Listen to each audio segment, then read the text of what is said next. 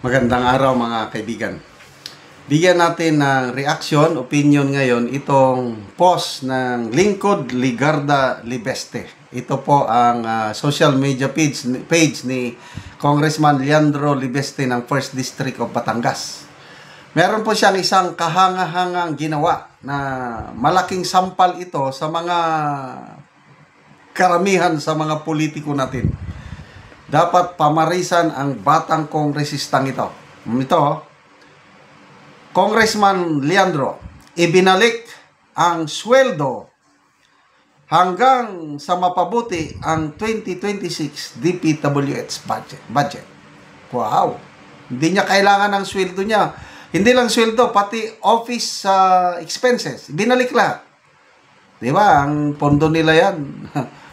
Certification, liquidation by certification. Yan, minilyon yan, binulan. Ayaw niya, binalik niya. Sweldo and everything.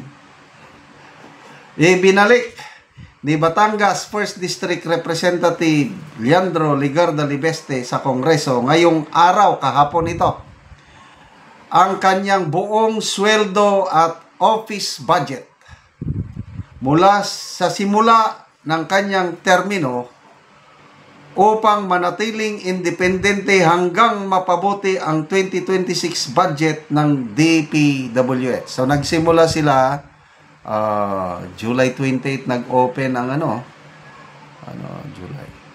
So kailan sila sweldo? August? August, September. 2 buwan. Mag-October niya.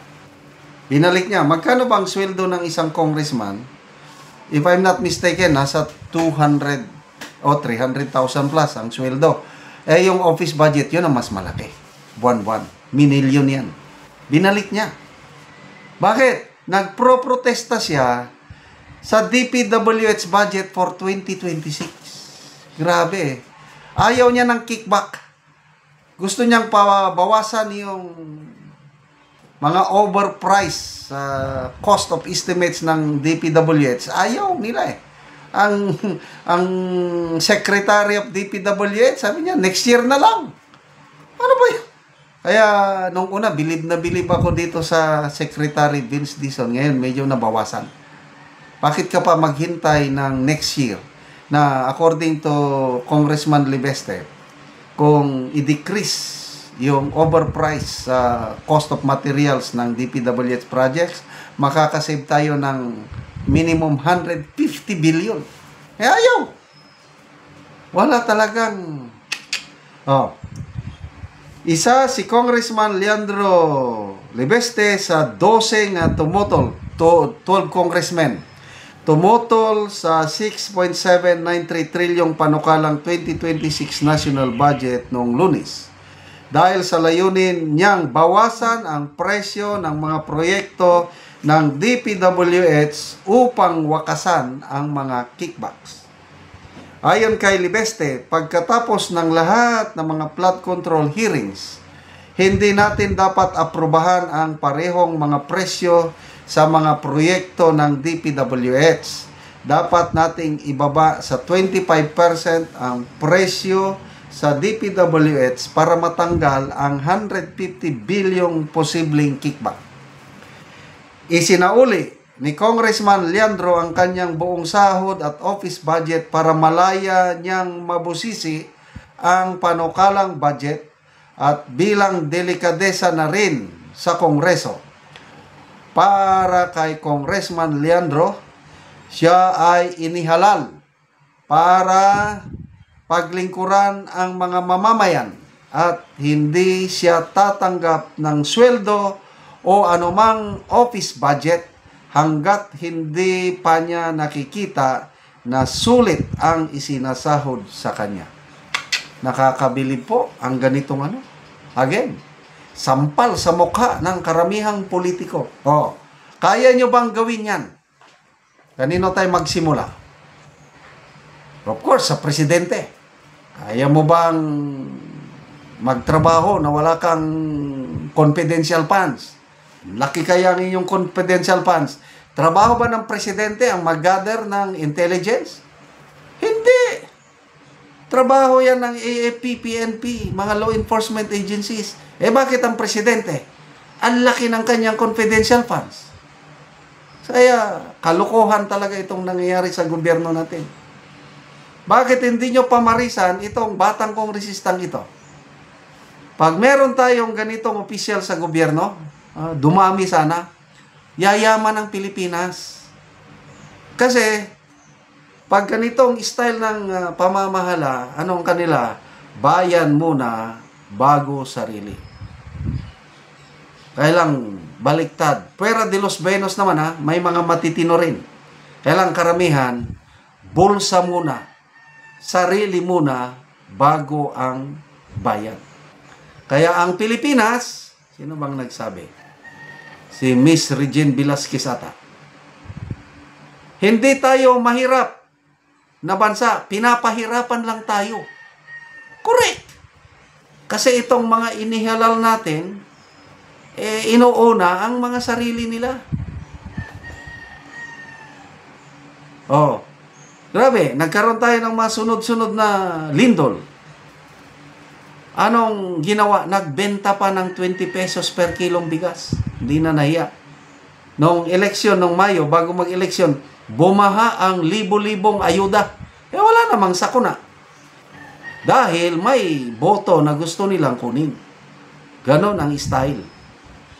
Ngayon, kawawang nabiktima ang mga kababayan natin, Cebu, Davao, magbenta pa ng 20 pesos per kilong bigas. Kaya tuloy, ang Pangulo, pag bisita doon, sino palpal nila? Sinigawan ka pa naman ng Sara, Sara, Sara. Tapos wala man lang pumapansin sa Pangulo. Mary si Gaba.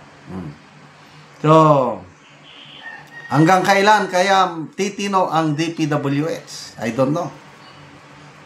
Hindi ko tatanggapin yung rason ni Secretary Vince Dizon. Although, ulitin ko, in fairness to him, masipag siya. Gusto niyang linisin ang DPWH. Nakakapagtaka. Nandyan na, mali. Overpriced. Wala, next year na daw. Pinabayaan lang mga overpriced. So, happy pa rin ang mga taga DPWH. Maprobahan yung budget nila, ma-implement ang mga projects. Happy sila.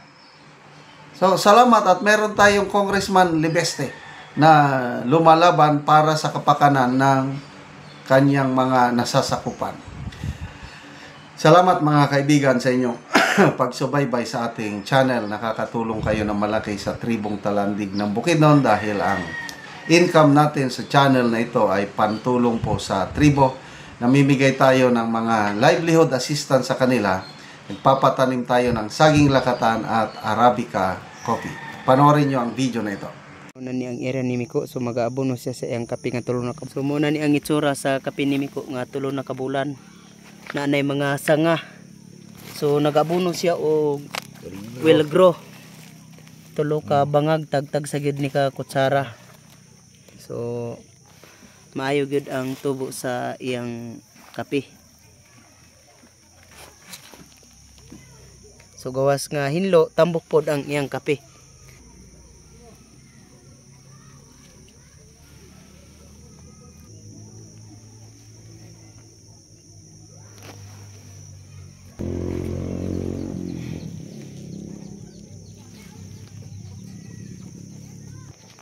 So maayo gid kay nga tan-awon ang kape ni Miko. Kining among tanom nga kape 14,550 ni siya. So 29 mi ka pamilya ang nananom og kape. So kaloy sa Ginoo maayo gid ang tubo sa among kape. Kinig iya pito na gani ang iyang sanga nga tulo pa ka bulan. So inaot unta nga magpadayon ang pagsuporta sa among pagpananom og kape. Kaloy sa Ginoo.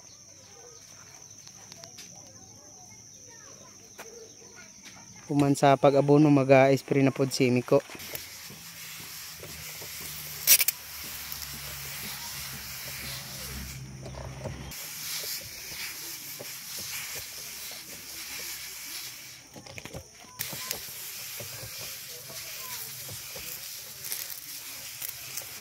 Salamat sa ta sa kape. Salamat sa Ginoo. Oo. Ang puhon makaharvest mi sa mong kape. Maka awas na kami sa mong kalisod. So salamat kayo. Salamat kay sa nagtanaw sa YouTube. Salamat.